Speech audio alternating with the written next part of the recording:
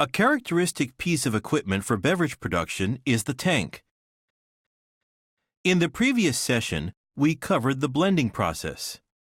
Unlike processing equipment and assembly lines, tanks cannot receive the next raw materials until the input raw materials have passed to the following process.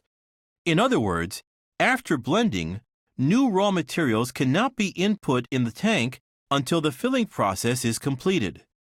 If a new raw material were to be blended in, the mix could no longer be used as a product. This can be taken into account in the schedule with the resource lock function.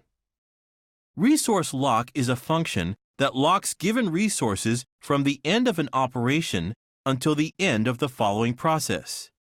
The operation in progress cannot be interrupted by other operations during the locked period.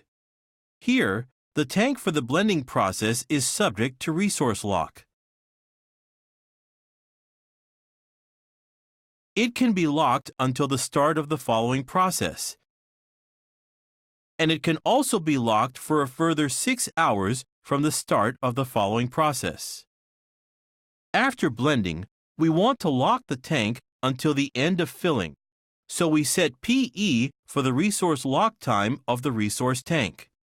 PE stands for parent end, which means that the resource will be locked until the end of the following process. In the Project Settings dialog box,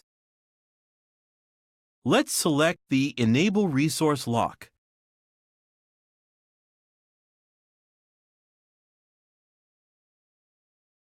When we reschedule, the tank is locked from the end of blending until the end of filling. The shaded area is the resource locked part. Other operations cannot be assigned during this period. The main difference with the teardown is that the length automatically changes in accordance with the end time of the following process.